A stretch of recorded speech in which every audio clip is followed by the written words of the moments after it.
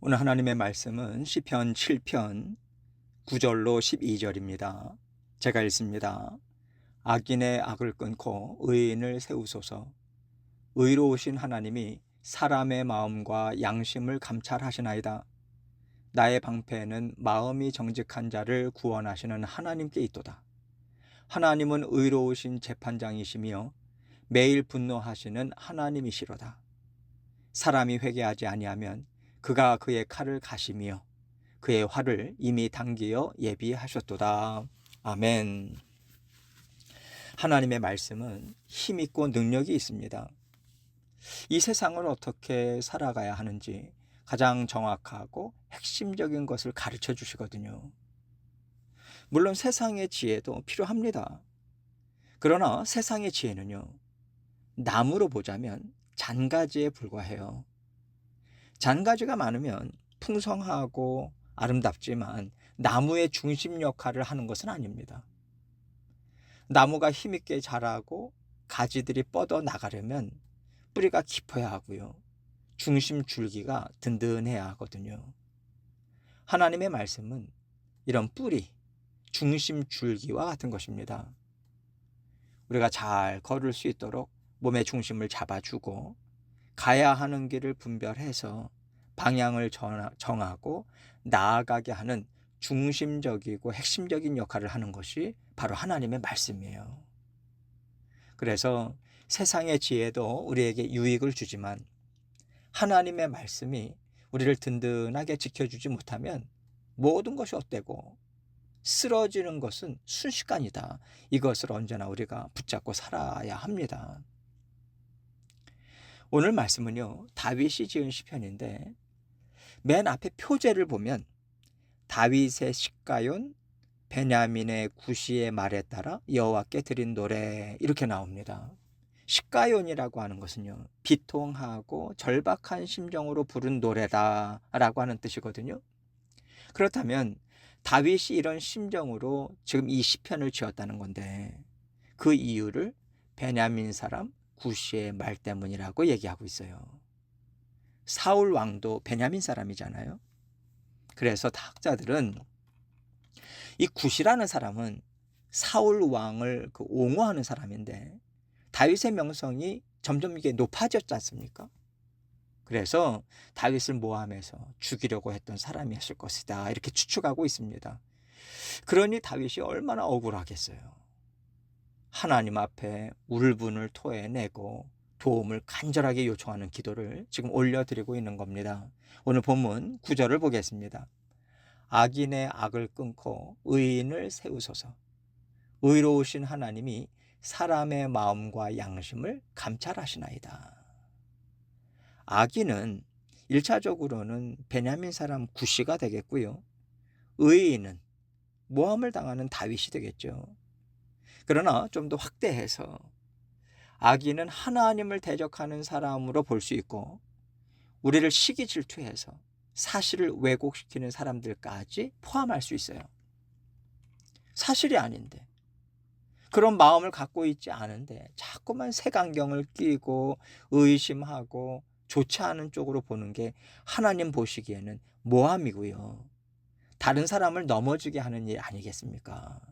이런 의미까지 우리가 확대해서 볼 수 있는 거죠. 다윗은요, 악인을 의인이 되게 해달라고 하지 않아요. 악인의 악을 끊어달라고 강구합니다. 다윗에 대해서 나쁜 마음을 가지고 하는 말과 행동, 속임수같이 다윗을 미워하는 마음에서부터 나오는 모든 악함을 막아달라고 기도하는 거예요. 그러면 다윗은 의인일까요? 하나님께서 의인이라고 하시는 것은요, 우리가 너무 억울하고 화가 나서 잠시 나쁜 마음을 먹었더라도 하나님은 사람의 마음과 양심을 감찰하시는 분이시지요. 악을 미워하시고 의를 기뻐하시는 하나님이시지요. 그러니 제가 사람의 방법을 따라가서 당장 제 마음이 시원해지기보다는 하나님께서 보시기에 옳은 것, 하나님이 잘했다 칭찬하시는 것을 저는 쫓아가겠습니다. 이렇게 하나님이 보시기에 의로운 자가 되기를 결정하고 살아가는 사람을 얘기해요. 다윗도 사람이기에 분한 마음, 원통한 마음 끌어오르죠.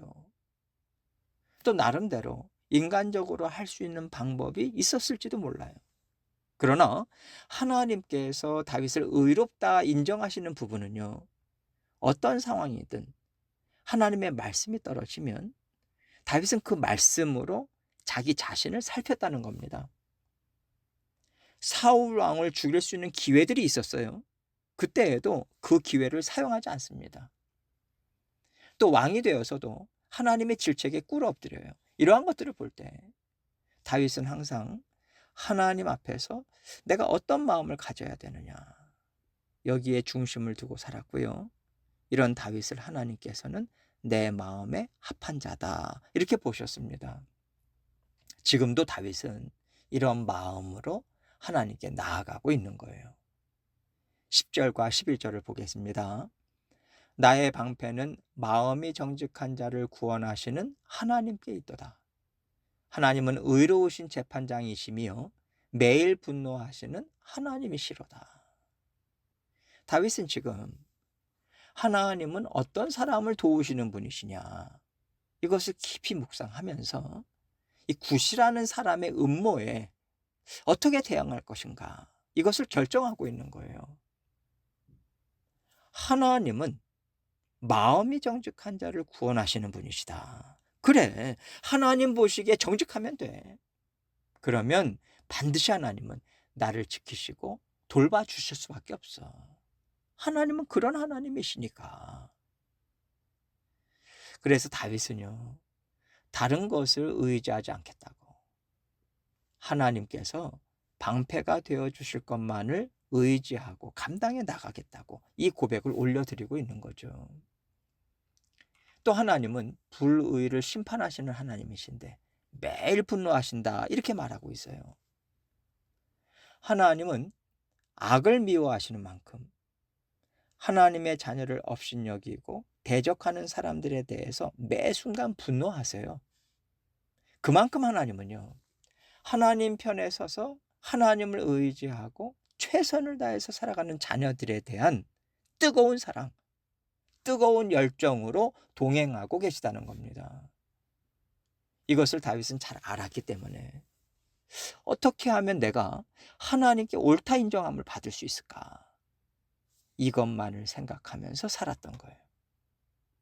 그러나 사울 왕을 옹호하고 사울이 왕의 자리를 유지함을 통해서 받을 유익을 생각하고 자신들의 성공만을 위하는 사람들은요, 권력 있는 사람, 돈 있는 사람, 힘 있는 사람, 능력 있는 사람, 세상을 기대고 있는 거잖아요. 그런 사람들은 세상을 그들의 방패로 삼고 있는 거죠. 그러나 하나님께 피하는 사람들, 하나님의 의로우심을 쫓아가는 사람들에게는 하나님께서 방패가 되어 주고 계신 겁니다. 그렇기 때문에 하나님이 방패가 되어서 지키는 사람들을 공격하면 하나님과 싸우자고 달려드는 것과 같은 거죠. 하나님 앞에서 우리는요, 그런 사람들이에요. 그런 존재들입니다. 다윗은 이것이 힘이고 지혜고 능력이라고 하는 것을 알고 믿음의 싸움을 싸우고 있는 거예요. 그래서 12절에서 이렇게 얘기해 주고 있습니다. 사람이 회개하지 아니하면 그가 그의 칼을 가심이요 그의 활을 이미 당기어 예비하셨도다. 칼을 가신다는 것은 말하자면 한 번 휘두르는 칼에 하나님의 심판이 정확하게 이루어질 만큼 준비해 놓으셨다는 거죠. 그리고 그의 활을 이미 당기어 예비하셨다라고 하는 것은요, 활이 팽팽하게 당겨져 있는 겁니다. 하나님께서 손만 놓으시면 화살이 날아갈 수 있게 이미 준비를 다 해놓으신 거죠. 그렇다면 하나님의 자녀를 모함하고 하나님의 자녀들에게 달려드는 사람에게는요, 하나님의 심판이 떨어질 수밖에 없는 겁니다. 이러한 하나님의 일하심을 다윗은 마음속에 그리면서, 그렇죠, 하나님은 이런 분이시죠. 그러니까 제가 두려워하지 않아도 되는 거죠. 이 상황을 보면서.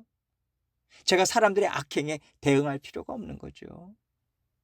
이렇게 자기가 알고 있는 하나님을 믿고 의지함으로 자기 안에서 일어나는 분노와 악한 생각들을 다스리면서 기도로 나아가고 있는 거예요. 우리도요, 불의와 마주칠 때마다 하나님 앞에 이런 기도를 올려드려야 합니다. 그래야 우리 마음에 올라오는 악한 생각 그대로 하지 않고요, 하나님이 주시는 지혜, 하나님께서 주시는 마음으로 중심을 잃지 않고 살아갈 수 있어요. 하나님께서는 의로우신 재판장 맞습니다. 그런데 우리가 이것을 믿고 의지할 때 한 가지 알아야 되는 게 있어요. 하나님께서 나를 대적하는 사람을 당장 심판하지 않으셔도 하나님께서 하시는 판결은 어떤 것이든 옳다. 이 마음이 우리에게 있어야 된다는 겁니다. 그래서 당장 하지 않으시고 늦추신다. 내가 보기에는 좀 약하다. 내 고난을 덜어주시지 않는다. 이런 하나님의 심판인 것 같아도 우리는 그것이 틀렸다고 하지 말아야 되는 거예요. 하나님께서 이렇게 하실 때는 하나님의 지혜가 있으신 거지. 나에게 좋은 열매를 주시는 것이고 악인에게는 정확한 심판을 주시는 일이겠지. 이렇게 믿고 하나님이 내리시는 판결을 믿고 전진해야지, 억울하다고 하면서 우리 스스로 일어서면요, 하나님을 의로운 재판장이라고 인정하는 것도 아니고 하나님께서 나의 방패라고 믿고 사는 것도 아닌 겁니다.